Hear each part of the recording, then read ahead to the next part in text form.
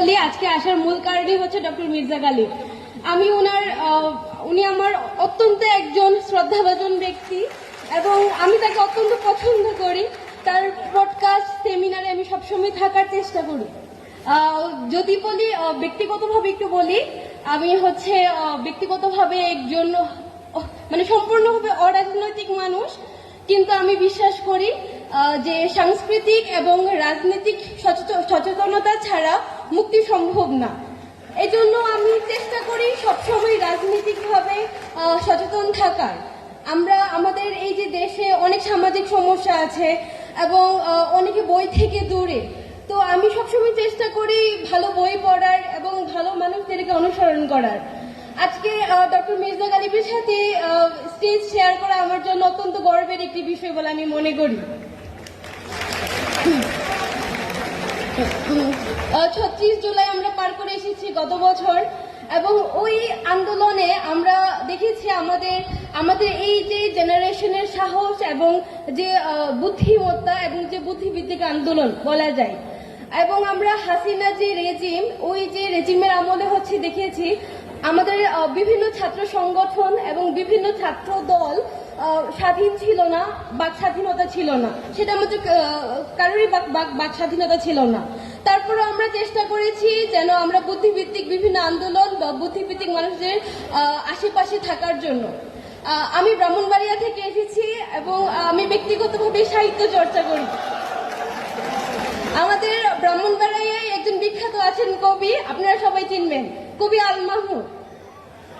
আন্দোলনের সময় যখন হাসিনা পালিয়ে যায়, তখন আমার মাথায় একটা শব্দ, একটা লাইন সাথে সাথে উদয় হয়েছিল।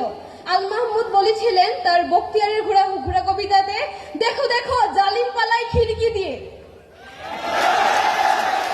এবং তখন মনে হয়েছিল কবি আল মাহমুদ সেটা এত আগেই লিখে বর্তমানে সেটা হাসিনা রেজিমে সার্থক হয়েছে সেই লাইনটি।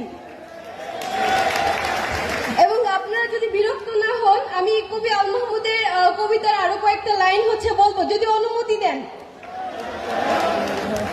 কবিতা আমাদের মিছিল। আল মাহমুদ: আমাদের এই মিছিল নিকট অতীত থেকে অনন্তকালের দিকে, আমরা বদর থেকে উহুদ হয়ে এখানে শত সংঘাতের মধ্যে শিবিরে এসে দাঁড়িয়েছি। কে প্রশ্ন করে আমরা কোথায় যাব? আমরা তো বলেছি আমাদের এই যাত্রা অনন্তকালে। উদয় অস্তের ক্লান্তি আমাদের কোনোদিনই বিফল করতে পারেনি। আমাদের দেহ ক্ষতবিক্ষত, আমাদের রক্তে সবুজ হয়ে উঠেছিল মুতার প্রান্ত। পৃথিবীতে যত গোলাপ ফুল ফোটে তার লাল বর্ণ আমাদের রক্ত, তার সুগন্ধ আমাদের নিঃশ্বাস বায়ু। আমরা জানি আমাদের ভয় দেখিয়ে শয়তান নিজে অন্ধকারে পালিয়ে যায়।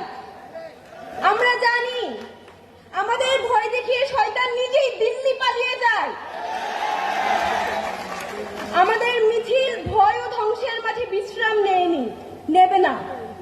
আমাদের পতাকায় কালেমা তাইয়েবা, আমাদের পতাকায় কালেমা তাইয়েবা। এই বাণী কাউকে কোনোদিন থামতে দেয়নি, আমরাও থামবো না।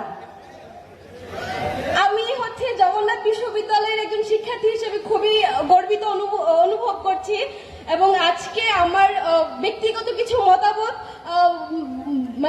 প্রকাশ করার সুযোগ করে দেওয়ার জন্য আপনাদেরকে অসংখ্য ধন্যবাদ। এবং জগন্নাথ বিশ্ববিদ্যালয়ের